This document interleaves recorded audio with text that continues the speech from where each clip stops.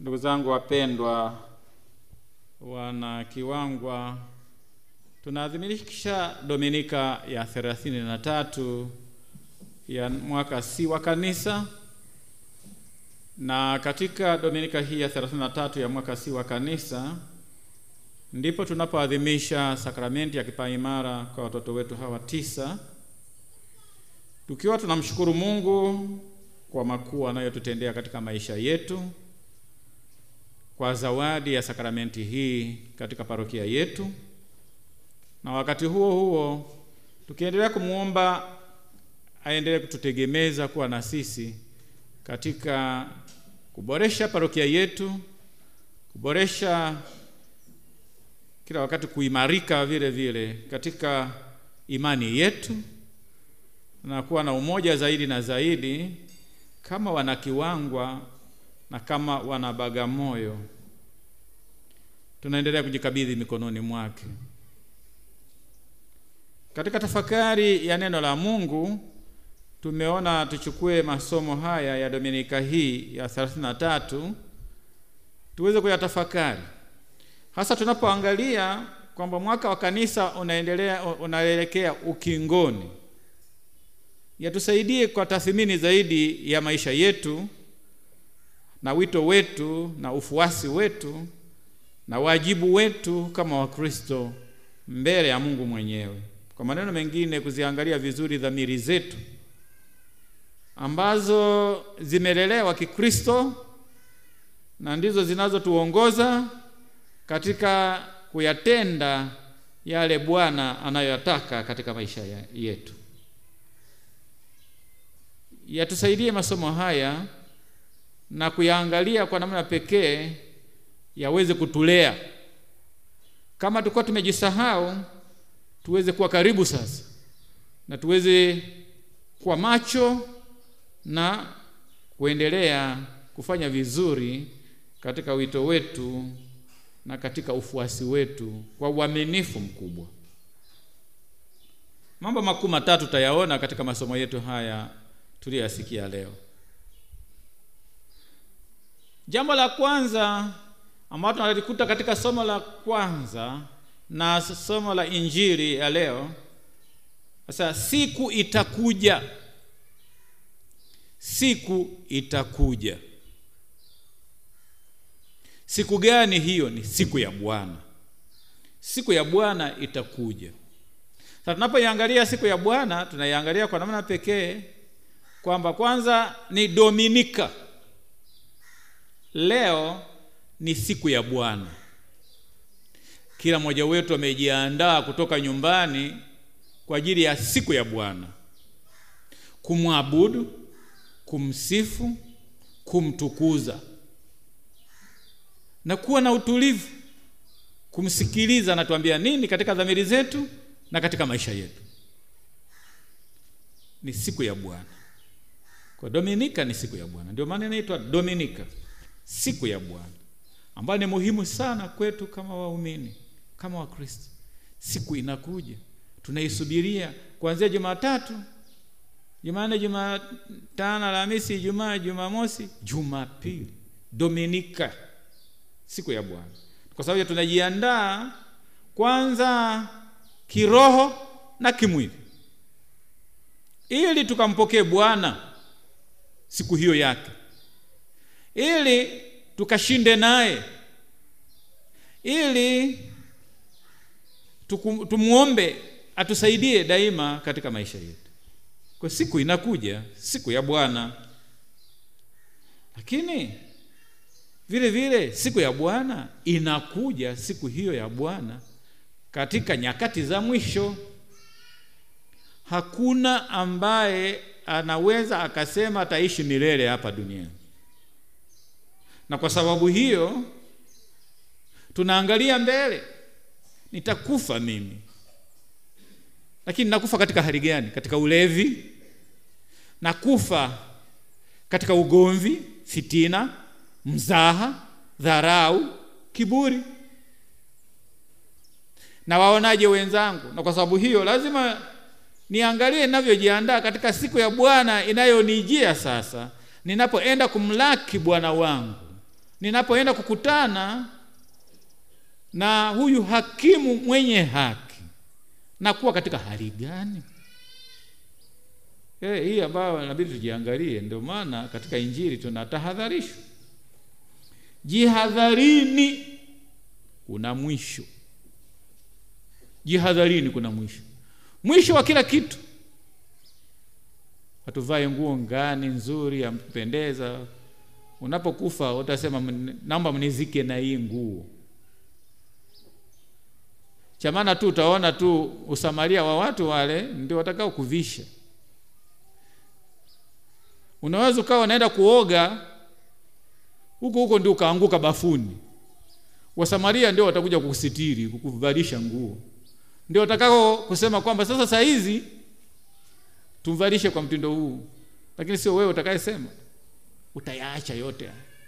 Hakuna kitu ambacho tunakiona katika dunia hii kwamba kitakuwepo. Na ndio maana katika Injili anasema mnaisifia hekalu, mnasifia Yerusalemu, mnaangalia mapambo, angalia yalivyo. Mnamwangalia huyu mbona tajiri, mnamwangalia huyu ana magari mangapi, huyu anafanya nini, lakini ana kiburi, haongei na watu, anawadharau na kuwanyanyasa. Tunatahadharishwa, yote yana mwisho. Na kwa sababu hiyo tutambue hilo. Ndio maana kujihadhari ni kuwa tayari kwamba unapofika mwisho niko vizuri, niko katika hali nzuri. Na kwa sababu hiyo ndio maana tunaambiwa haya, kujiandaa, mjihadhari. Anatuambia Yesu mwenyewe, wale wanaosimulia jihadharini, siku ya Bwana, siku inakuja. Haya yote mtayaona. Tunaambiwa katika hili hekalu lile ambalo lilipambwa, hakuna kitakacho baki.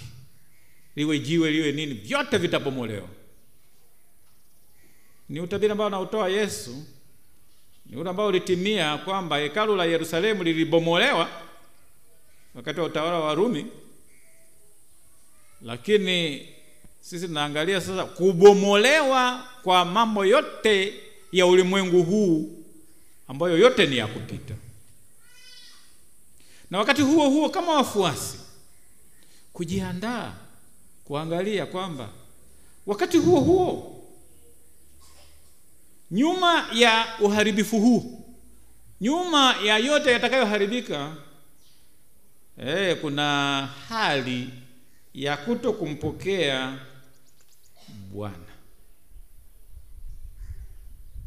Kuna hali ya kutokupokea kila kiletacho amani, kutotambua ujio wa Mungu katika maisha, kutokumuona Mungu kwa wenzetu, kutokumuona Mungu katika familia zetu, kutokumuona Mungu katika yale tunayofanya.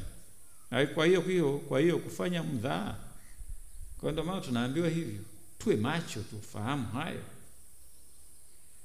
Na ndio maana Yesu baada anatuambia, kwa sababu kule kwenye somo la kwanza tumeona nabii Malaki anavyoeleza kwa ukali wote, angalieni siku ile inakuja. Iweni makini, siku ile inakuja ile, iweni hiyo siku sio ya kawaida. Kujiandaeni. Na kama wafuasi simameni imara katika imani yenu. Msitetereke na msiogope. Na jambo la pili mnaloliona sasa ndio linalokuja, angalieni msidanganyike. Msidanganyike kirahisi. Muwe tayari kupambanua mambo, kusoma alama za nyakati. Muangalie ulimwengu unavyokwenda. Msome alama za nyakati. Tunakumbushwa na mtaguso wa pili wa Vatikano.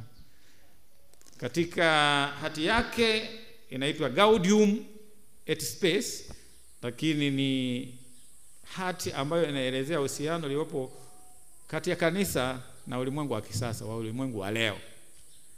Unajua ni ulimwengu wa sayansi, ni ulimwengu wa teknolojia, ni ulimwengu ambao ni wa utandawazi, ni ulimwengu ambao sasa kila kitu kinatafsiriwa kwa kutumika. Wakati mwingine hata mwanadamu anaelezewa kwa kutumika, kwa sababu ni anakuwa mtumwa. Ni katika wakati wote huo kwamba tuangalie tusidanganyike, kwa sababu tusiposoma vizuri alama za nyakati, kwa maneno mengine tusipopambanua na tusipokaa tukawa na ukimya na utulivu wa kuwa na nafasi hiyo ya kupambanua mambo, tutapotea. Kwa hiyo sasa angalieni, kwenye Injili yametamkwa mengi, hata katika somo la kwanza yametamkwa mengi. Siku hiyo itawaka moto, kutakuwa ni tisho, kutakuwa na nini. Tunapokaribia huko kuna alama hizi na hizi na hizi. Kuangalia hivyo Bwana unapokuja kukomunika, uangalie umekutana na matetemeko hayo na alama hizo, kwamba Bwana anakuja moyoni mwako, kwamba Bwana ameshanifikia kupitia jirani aliyekuja kuomba chumvi, kwa muhitaji, kwa yule ambaye anaomba ushauri wangu, anahitaji faraja kwangu, na mimi nimejibu nini. Kwa hiyo tuangalie yote. Angalieni msidanganyike. Lakini vile vile mafundisho mbalimbali yanayotolewa katika ulimwengu huu. Leo mama kanisa anatuambia na kutualika, jamani, tuangalie sana watoto wetu hawa, tuwalee katika maadili na imani Katoliki. Tuwalee katika imani na maadili ya Kikatoliki. Tusije tukawaacha watoto hawa katika ulimwengu huu, watalelewa katika vitu vya ajabu, na tutaona wanaishi kama wanyama fulani, na tutakuwa tunatengeneza kizazi cha ajabu. Kwa tuangalie, tuwe na ulinzi wa watoto. Mafundisho mbalimbali yanakuja katika ulimwengu, na hasa katika ulimwengu wetu huu unafiki unatawala. Yaani saa hizi hata mtu hana hata aibu kuongea uongo. Tunakuwa wanafiki kwa ajili ya kulinda urafiki. Hiyo inakithiri paka naenda hata kwenye familia zetu hizi. Tunalea watoto wetu katika mambo gani? Katika unafiki huo, katika njia hiyo. Ili uweze kumlea mtoto wako katika dhamiri safi, lazima uwe mkweli na sio mnafiki. Unafiki unatengeneza watu wa binafsi, kwa sababu wakati mwingine ninafaidi kitu kwa mtu huyu, na ndio maana sitaki kumwambia ukweli, kwa sababu nitakikosa. Kwa kila maana nitasifia tu yuko vizuri, kila kitu kizuri. Hatuwezi kuendelea kiroho na kimwili kwa mtindo huu. Tunapotea kabisa na tunahangaika. Ndio maana kwa mfano hapa mpaka tumeingia kwenye machafuko, tumepigana kwa sababu ya unafiki. Hatuambizani ukweli, tunauana kwa sababu ya unafiki. Hatuambizeni ukweli. Kama nimekosea, unaniambia nimekosea, na mimi niwe tayari kupokea, kwa sababu si malaika mimi. Nijirekebishe niweze kufanya vizuri kwenda mbele. Sasa yote haya tunafundisha watoto wetu vibaya. Mafundisho haya ni mabaya sana, na tunawaharibu hata kisaikolojia katika safari yao ya kumwelekea Mungu. Kwamba Yesu anatuambia kabisa kwamba ili muweze kufanya vizuri katika ufuasi wenu, mjikane wenyewe, mjitwike misalaba yenu, mnifuate. Hatua tatu hizo. Kujikana, maana kujikana ni kuhakikisha kwamba namweka Yesu mbele. Lakini hatua ya pili, kubeba msalaba, kwamba mimi naelekea Kalvari, ninabeba msalaba, ni Ijumaa Kuu kwangu hii, lakini naibeba msalaba ili nifikie katika utukufu na Yesu Kristo. Ndio hivyo, lakini sio kwa ajili ya urahisi tu, kwa ajili ya kutafuta utajiri wa hapo tu. Ndio maana wengi wanakuwa washirikina. Muumini mzima, wewe unamwamini Yesu, unaanza biashara yako, naenda kwa mganga wa kienyeji. Wewe muumini gani? Mganga wa kienyeji anaenda pale, ndio unaenda kwa padri, taomba nibarikie. Hayaendi mawili hayo, giza na mwanga. Wapi na wapi? Uwezi kutumikia mabwana wawili. ushirikina upande mwingine, afu Ukristo upande mwingine. Haiwezekani. Na udanganyifu mkubwa sana katika ulimwengu huu upo. Nataka nipate pesa kwenu, lazima niwe muongo. Tawatishia nitawaambia kila kitu ambacho najua kabisa, nashika saikolojia yenu nipate hela. Mbona ni upuuzi. Na ndio maana tunaambiwa kwamba tusidanganyike. Tushike imani yetu Katoliki. Kupambanua ndio utaweza kawa. Kuna alama nyingi za kwepo. Na tunayo macho ya kuona. Muwe macho. Wazee muwe macho, maana yake mkeshe. Muangalie kwamba tunailinda imani yetu. Kwa ndio maana nasema kwamba kumwangalia Yesu na vile vile kuangalia kila kinachotokea, kutafsiri kadiri ya mashauri au kadiri ya Injili inavyotuelekeza. Ndio maana nasema kwamba kusoma alama za nyakati na kuzitafakari na kuzipambanua kwa mwanga wa Injili. Ndio mtaguso unavyotufundisha. Sio kila kitu ni Mungu. Sikuwa na sauti ya juu ndio Mungu yuko na wewe. Unaweza kuwa unaashiria kitu kingine. Kwa tuwe macho, tujihadhari.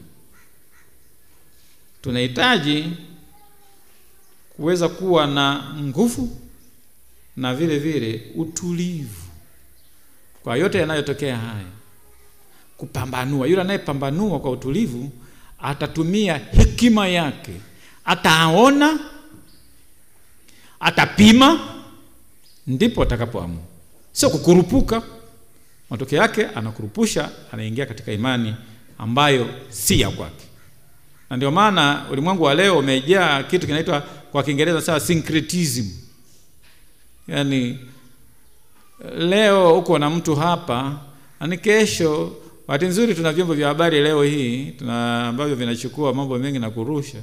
Unasema si yule mimi namuona pale anakanyaga mafuta, yule si muumini wetu yule. Tena amevaa na rozari yule. Amevaa na nguo ya wawata yule. Au ya uwaka. Nini kimetokea? Mbona tulikuwa naye kanisani? Haijamtosha kumpokea Yesu. Ana imani thabiti kama Mkatoliki kweli. Uko anapatikana wapi? Ndio maana nasema kama kutakuwa na masia wa ajabu, wapakwa mafuta, wengine mitume, majina makubwa, wengine manabii, wengine nani. Sasa mimi mtume. Tunakimbilia naenda kwa mtume. Matokeo kata mafundisho yenyewe hajui. Kuna wengine walikuwa wanakosolewa juzi tu. Wameongea mambo ya ajabu huko kwa ajili ya kusifia tu ili apate hela sehemu nyingine. Kwa hiyo anapinga ili yule amfurahie, ampe hela zaidi. Huo sio Ukristo wetu. Lazima tuangalie yote haya. Na lazima tuwe na utulivu na nguvu ya kuyashinda yote. Ndio maana Yesu anatahadharisha, angalieni msidanganyike. Katika kupambanua huko, katika utulivu huo, Yesu bado anatuambia la tatu, mimi mwenyewe nitawapa hekima ya kuzungumza. Kwa sababu katika hilo kutakuwa na mateso ya waumini. Wataambiwa, watatukanwa, watasingiziwa, watazushiwa. Lakini msiogope. Nitawapa hekima ya kuzungumza. Watawapeleka magerezani, watafanya yote yanaashiria mateso ya kanisa kwa kuzusha. Na ndio maana watu wa leo ukimwambia ukweli anasingizia alivyo yeye. Wewe mbona umefanya 1 2 3? Ananiambia kwa sababu mimi ni mwanamke.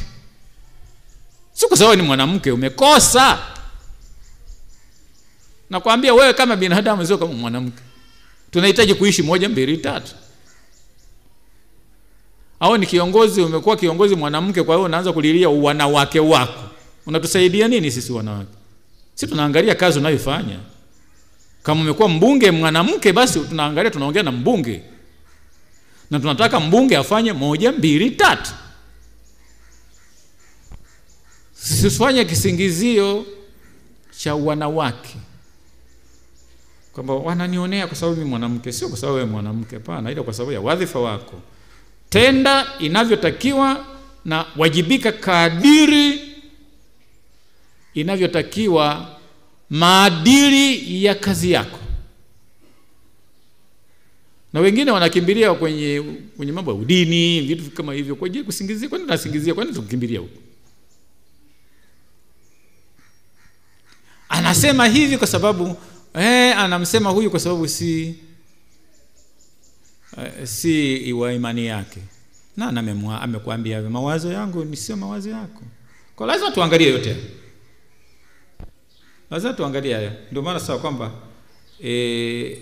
kama huwezi ukatambua makosa yako, na ili utambue makosa yako unahitaji tafakari ya kina. Unahitaji kujitathmini kwa kina. Kama utashindwa kujitathmini kwa kina, ndio utakuwa unasingizia visingizio vingi. Na matokeo yake utakimbia kivuli chako. Hiki si changu, kivuli hiki si cha kwangu. Kwenye mitandao walikuwa wanaonyesha katoto fulani kanakimbia kivuli chake mpaka kanaanguka chini. Wakati ni cha kwako, anakimbia kivuli chake. Katika maisha yetu tunakimbia vivuli vyetu. Umefanya kazi hiyo, umefanya wewe mwenyewe, umechemsha wewe mwenyewe, hujafanya vizuri mwenyewe, wewe unaonyesha watu wengine. Kwa nini unaonyesha watu wengine? Kaa chini, tafakari, tathmini, jihoji, alafu itakusaidia. Na wewe kama muumini, fuata vizuri mafundisho yako unavyoelekezwa, ndivyo unaweza ukasonga mbele. Kama wamekwambia misa inaanza saa 3, uje saa 3. Kama wamesema misa inaanza saa 4, basi saa 4. Kama misa ziko 2, moja saa 12 na unapenda kusali swala misa saa 12, alafu unakuja saa 2:30, sasa wewe unaenda kusali, unaenda kufanya nini? Unasubiri kwanza wewe nifikie mwishoni. Awabariki Mungu mwenyewe, au saizi wanakomunika, ndio najiunga kwenda kukomunika. Sasa ujihawaje wewe mwenyewe. Hivi naenda kukomunika, nilikuwa kwenye misa? Nimekurupusha misa au nimeenda tu? Imani. Na imani inaendana na matendo yetu. Lazima tujiangalie vizuri. Hata wanawake wangu wamejiangalia vizuri. Kwa mfano kama leo mmechelewa sana nyinyi. Kuna wengine wanakuja wanasoma hata message kwenye simu. Yeye anajua kabisa nimechelewa, yuko pale anaangalia message kwenye simu. Unajua nimechelewa naenda kusali. Yeye anasoma message kwenye simu. Kweli? Unaonyesha kabisa una moyo na kwenda kusali kweli? Wanake muangalie, sisi ni waumini wa Katoliki jamani. Lazima tuonyeshe imani yetu. Kwa sababu tunasema kwamba Yesu anatusaidia. Kwa hiyo sisi wenyewe tuwe wa kwanza kusaidiana. Ndani yetu sisi wenyewe. Na katika kusaidiana huko ndio tuende mbele na tutafaulu na tutafanya vizuri. Na tuishi sasa, anasema kwamba katika kumshuhudia Yesu Kristo, Yesu mwenyewe anatuongoza. Na katika kumshuhudia Yesu Kristo anapotuongoza, tutambue hilo kwamba anatuwezesha sisi. Tumewezeshwa, tumestahilishwa, na kwa sababu hiyo tumtegemee yeye katika hilo. Tusipofanya hivyo, tusipokuwa na umoja sisi kwa sisi, kila mtu anafanya anachotaka, ni kuferi kabisa kati ya watu wengi waliopo. Tuna imani nyingi, wengine ni majirani zenu tu hapo. Wanapigia kelele hapo. Sasa na nyinyi mwe hapa mnapigiana kelele nyinyi kwa nyinyi. Hamsaidiani, hamuonyani, hamsahihishani. Kila kitu kinaenda tu. Mtafeli. Wanakiwangwa ni muhimu tuangalie hilo tunapojenga parokia yetu mpya. Na tunamshukuru Mungu saa hizi tuko kwenye bati humu ndani. Sasa hata tunaelekea katika finishing, lakini kila mmoja aangalia na nafasi gani katika hilo. Ndio maana tunaelekea sasa katika somo la pili ambalo lina maneno mazito. Asiyefanya kazi asile. Pengine tuna chakula cha kiroho, lakini kuna chakula cha kimwili vile vile. Kafana Paulo hapa alikuwa anaongelea chakula cha kimwili hapa, anawaambia watu wanajiingiza tu kwenye mambo ya watu kwa ajili ya uvivu. Lakini vile tunaongelea unaweza kana unajiingiza tu kwenye mambo ya watu kwa kiroho, ya kiroho, uvivu wa kiroho. Upo uvivu wa kiroho. Unaweza kutoka hapa kanisani, unaenda nyumbani usijue hivi nimefanya nini kanisani leo. Kitu gani ambacho nimeambua na kinanifanya mimi nipige hatua ya kiroho mwelekea Mungu? Tusipokuwa tunajihoji hivi kiroho tunaelekea wapi? Uvivu wa kiroho upo, ambapo tusiposaidiana katika uvivu wa kiroho, ndio hayo ya kujiingiza kwenye mambo ya watu na kutotambua umuhimu wako wewe katika nafasi ulionayo katika kanisa. Kutotambua kwamba kanisa linakutegemea wewe. Kutotambua kwamba jumuiya ndogo ndogo zinakutegemea wewe. Kutotambua utaenda moja kwa moja vile vile kwamba familia inakutegemea wewe, lakini ujui inakutegemea katika mafundisho, inakutegemea katika kuonyesha mifano, kusali, inakutegemea katika kuongea, inakutegemea katika yote, kwa sababu wewe ni mlezi mkuu. Usipoonyesha mfano katika malezi, nani atakuja kuonyesha katika hiyo? Lazima tutafute, tuangalie hivi, tusaidie hivi. Tusipoangalia tunapotea. Tumuombe Mungu atusaidie siku ya leo tunapoadhimisha Dominika hii ya 33. Kila mtu ajihoji, tuache uvivu wa kiroho. Naona kelele hizo. Mko nazo hivi. Sasa mkianza kusema na nyinyi, mkishangaa mtu anaanza na yeye anafuata kule, maana yake mawazo yake yote yako kule. Hilo ni tatizo. Na tuendelee kumwomba Mungu atusaidie. Tumsifu Yesu Kristo. Hawa watoto hawa wamejiandaa sasa, wanapata sakramenti ya kipaimara. Tangu tumekuwa jimbo la Bagamoyo, wao ndio watoto wa kwanza katika parokia yetu. Leo nilikuwa naongea nao, sasa kwa nini mko 9 tu?